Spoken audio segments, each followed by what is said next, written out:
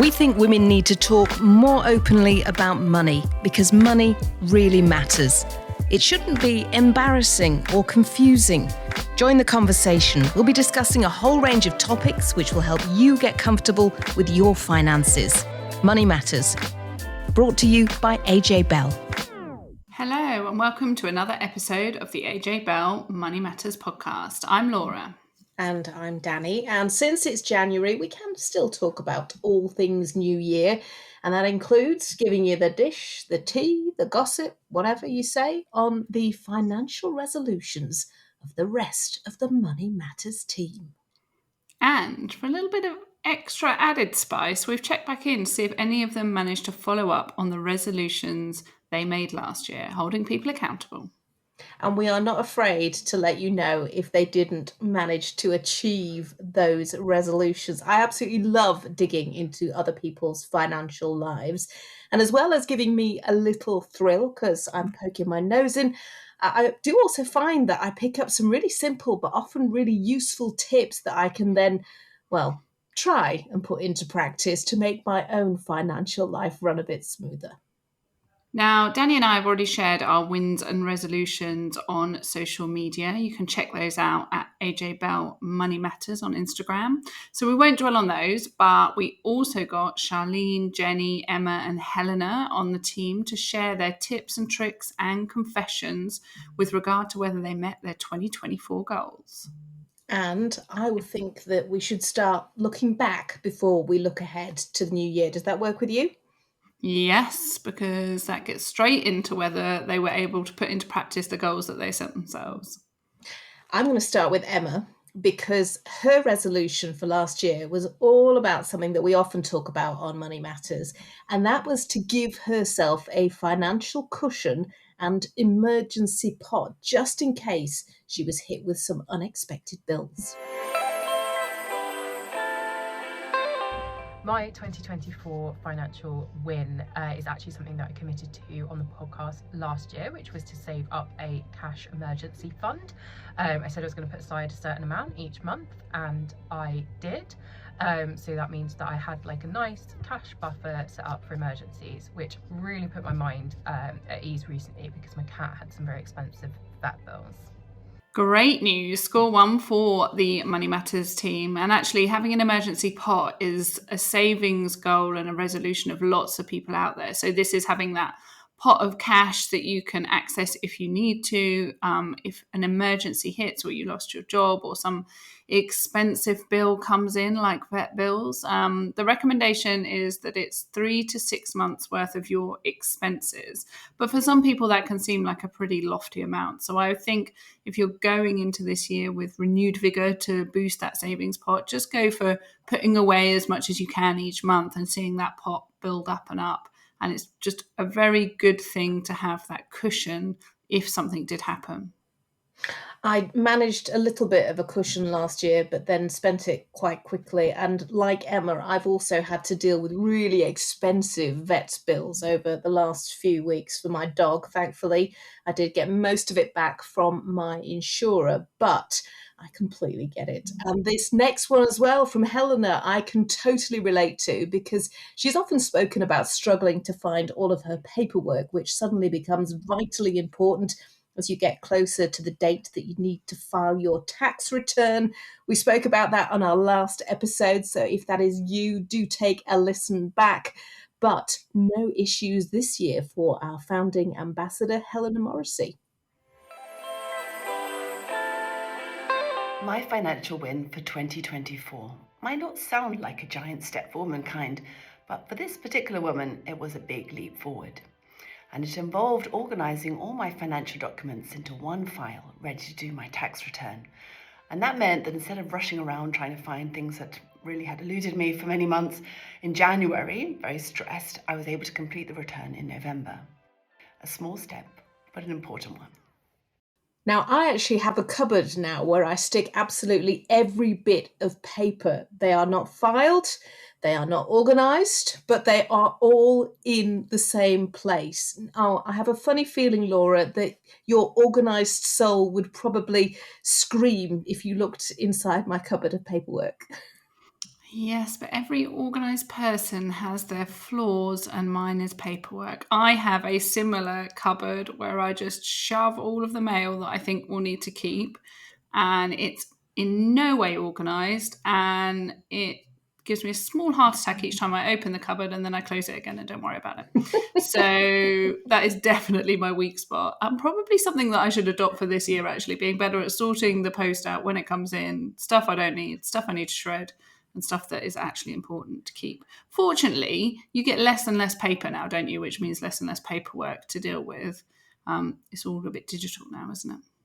It is, but then my mum's just started, and this sounds quite morbid, but it's really important. She's just started thinking about her will and, what happens when she passes on. She's now in her late 70s, and a lot of her stuff is now digital. And it's like, well, how do you find it? Where do you know where to look? So she's actually started making a list of everything that she has, where it is, and the passwords that go with it, so that we then have access to it, which is also quite smart. But my paperwork cupboard actually seems to be getting bigger because I have kids who are older now. And if I had a penny for every time one of them says to me, "Mum, can I have my national insurance number?" I would be I'd be going on holiday, I have to say.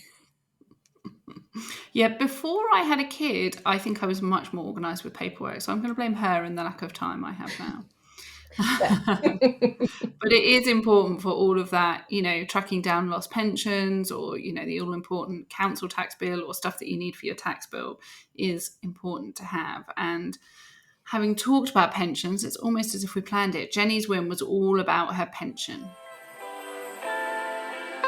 My financial win from 2024 is getting my pension contributions back on track. I had a year where I was a freelancer, a year at another company, and back at AJ Bell, and I wanted to make sure that my employer was paying the most it could, so matching what I was contributing. So that's been a real win for me. Do you know, it's really interesting that Jenny was talking there about making sure that she was taking advantage of the matched contributions from her employer, our employer, and that, when that changed, she was then upping her pension contributions to make the most of it. And I spotted a story in the papers last week, I'm sure lots of people may have seen it, about how half of savers have never upped their pension contributions from when they started out, that women were less likely than men to do it. And that is certainly something that we discovered in the research that we did when we first launched the Money Matters campaign. Yeah, and we know that auto-enrolment, where you're automatically put into a pension when you meet certain criteria and you've been with your employer for a bit, we know that has been great at boosting pension contributions and boosting people's involvement in pensions. But the minimum limits that are set for auto-enrolment just aren't going to be enough to provide an income for most people in retirement. And so it's something that we definitely need to periodically look at. Obviously, if you're contributing to a pension, you're putting money in, great, pat on the back for that. But equally, we need to think about, is that going to be enough for retirement, and how can I increase that? So it's a really good idea, firstly, to check how much your employer will match your pension contributions to, because if you're not exhausting all of that, then you're kind of leaving money on the table. You're not going to get that money elsewhere. So it's a really good idea to maximize that if you can afford to.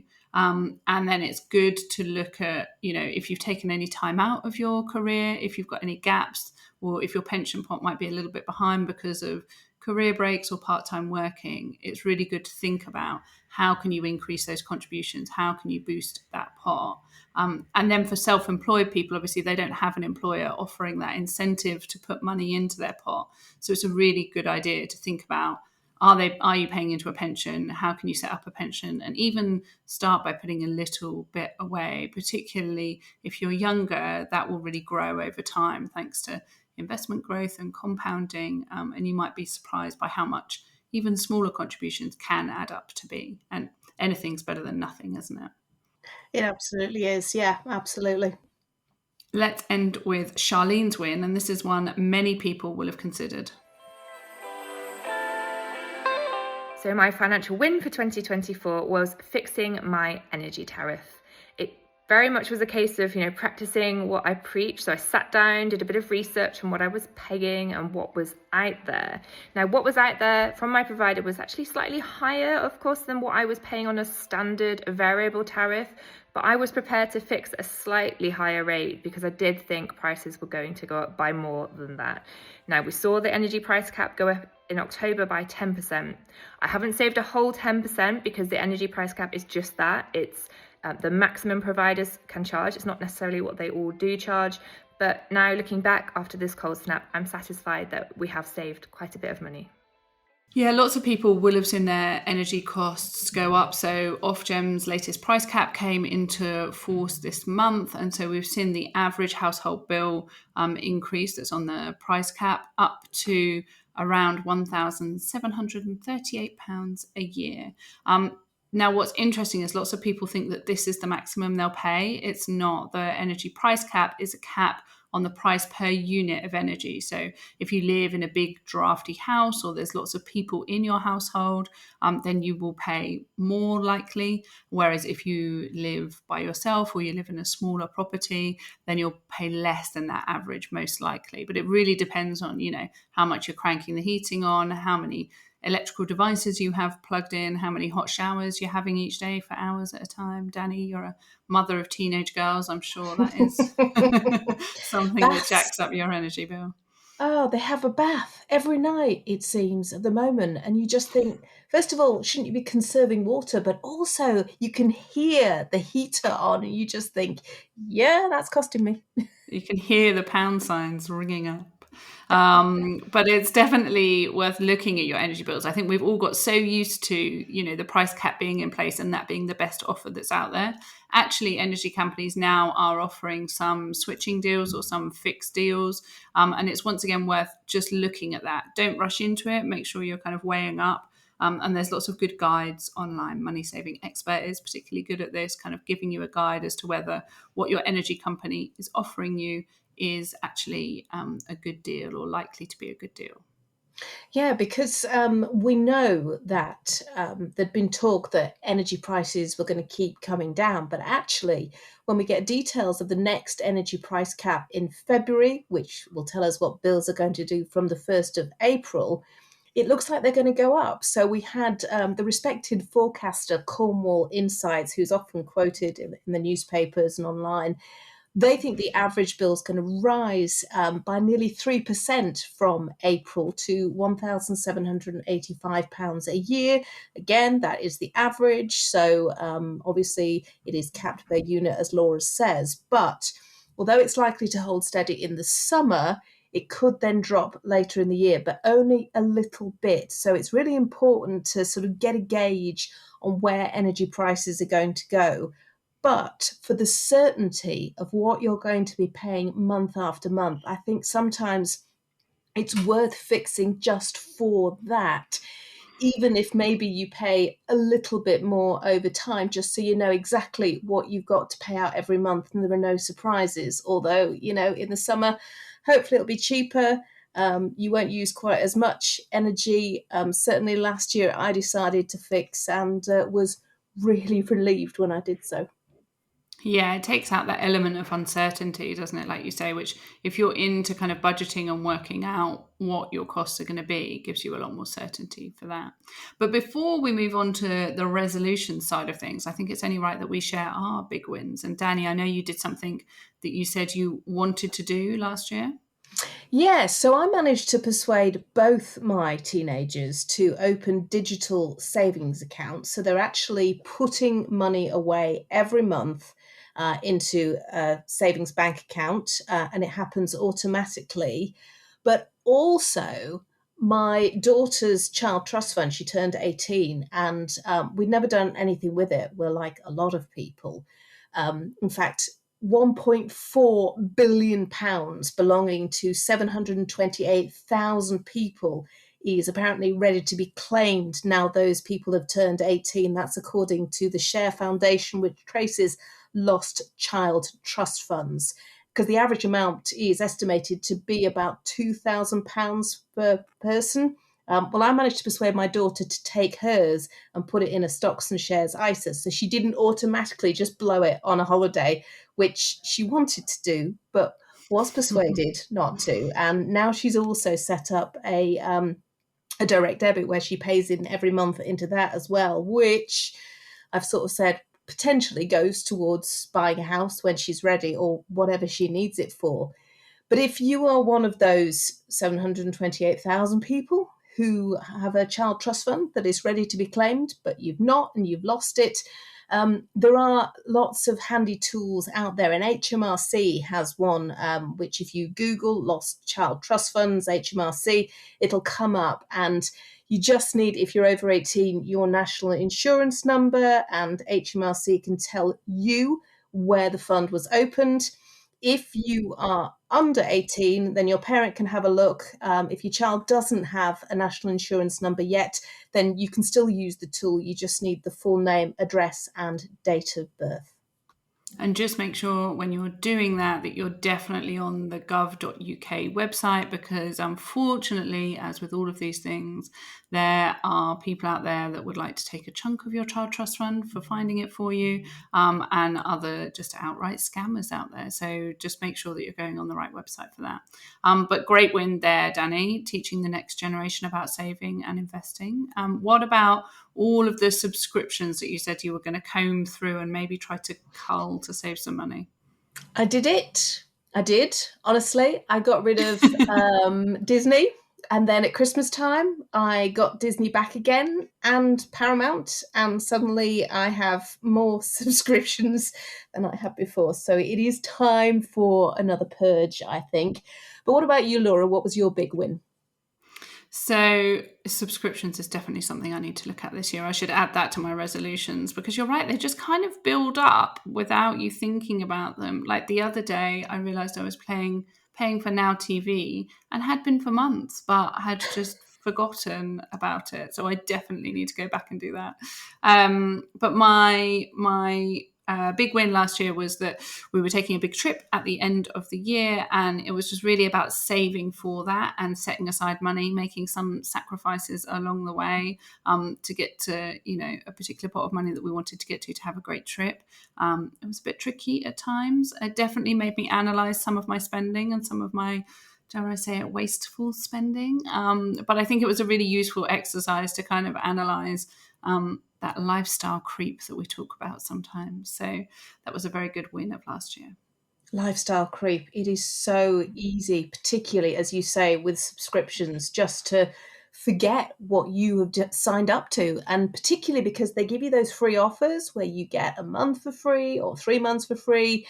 And then suddenly you find you're paying for something and you sort of can't remember what you're paying for or how to cancel it. And I must admit, I do need to start going through that again, just because I think that I could save quite a bit of cash, and then I could put it forward to my resolution. And that is tied to travel, because last year I did manage to pay off a chunk of my credit card debt. It's something that I said I was going to do, and I managed to do that. And then we went on holiday to Norway. And let me tell you, Norway is ridiculously expensive. If you think the UK is expensive, it has nothing on Norway. I remember going to one fast food restaurant, and here in the UK, you'd maybe spend 25 quid for a meal for a family of 4. And it was about 60 quid, and I could not believe it. So I need to pay that off again. Definitely. I think it's a good example of how kind of you can set out plans and you can put in place really good action, and then life kind of gets in the way a bit, or something ends up costing a little bit more than you thought. But really good to start with good intentions. And I feel like we've kind of swapped resolutions a bit in a way, because mine dovetails with your win from last year, which is getting much more organized when it comes to investing and saving for my daughter. So I've definitely been guilty of being a bit sporadic with this. And Danny, I've got great news. After I decided this was my resolution, I decided to just deal with it right then and there in January. So what I've done now is set up a monthly direct debit into my daughter's junior ISA, and I've set up an automatic investment. And honestly, I think it took me about 4 minutes to do all of this. So I now feel like a bit of a cheat because my resolution is something that I've already done. But I guess it's maintaining that throughout the year. And, also maybe I've set it for quite a small amount of money. Sorry, April, my daughter. But if I can increase it throughout the year, then maybe that should be more of my goal. But at least I've got the organised bit out of the way where it's automatically going to come out each month. And that's dealt with. And then if she's been particularly good, I might add a bit extra. Since you've already achieved, I think we're going to hold the subscription thing over you for next year. I think that's a good plan. Yeah. Check back in with that one. But you talking about those regular investments, Emma's resolution for the year kind of fits in with that. She is a younger member of the team and she is thinking about her own investments, not her children's. My financial resolution for 2025 is going to be to set up a regular investment in my AJ Bell Doddle investment ISA. So last year I was saving up a cash pot for emergencies, so I had that money to hand. Now I really want to focus on my investments. So I want to set that up each month. I don't want to worry about it each month though, so I want to automate a certain amount to then be invested each month in my ISA. Yeah, I think that's a good idea. It basically follows a similar pattern of kind of automating that process so that you don't have to think about it and so that you can just put it in place, forget about it, put a bit away on payday. And so I think it's a really good one that a lot of other people could follow. And like I say, you can start with a small amount of money and then once you see that build up a bit, you might increase it a bit. But also Emma is like a lot of people in that good position of being younger, but being, in a solid career. And so it's really thinking about how you optimize the money that you've got there and your earnings power, and thinking about what you save for. And there's always competing elements, isn't there? Whether it's wedding, whether it's saving for the future, whether it's saving for a house deposit or putting the money in your pension. We've got a really good article on the AJ Bell Money Matters website, which is focused on what to think about in your finances if you're in your 30s. So check that out if that is you. Yeah, that's ajbellmoneymatters.co.uk. And there is one for each decade from your 70s to your 30s. We've got one for your 20s coming up next, so keep an eye out for that. And while we are talking about age, it is a great moment to flag our webinar, which if you are listening to this pod as it drops because you're subscribed, thank you very much. If you're not, get subscribed. Well, it is on Wednesday, the 29th of January at 12:30 with Jacinth from Ageism is Never in Style and Helena Morrissey, our founding ambassador. Have you seen, Laura, some of the brilliant content that people have been sharing on socials using the hashtag Don't Fear Your Future?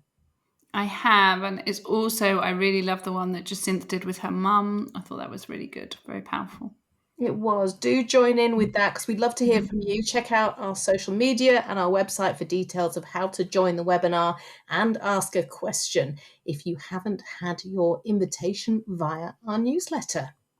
And if you haven't signed up for the newsletter, then what are you waiting for? Go to ajbellmoneymatters.co.uk. So Helena will be answering your question about her brushes with ageism, and she will be sharing tips on how to take action so you at least have your finances in shape so you don't fear your future. Speaking of Helena, I think we should hear her resolution now, and actually Charlene's too, because they're both making a very similar commitment. My financial resolution for 2025 is a pretty simple one, is to ensure that my income exceeds my outgoings. Since I stepped down from an executive role 5 years ago and taken on a number of part-time non-executive roles, I've had to supplement my income from investments and savings. Well, I'm happy that at the end of 2024 I was appointed to 2 additional roles, so for the first time, I'm now earning more than I'm spending again. And I'm going to stick to that and make sure I don't dip into my retirement savings anymore. So my financial resolution for 2025 is to just slow down when it comes to spending.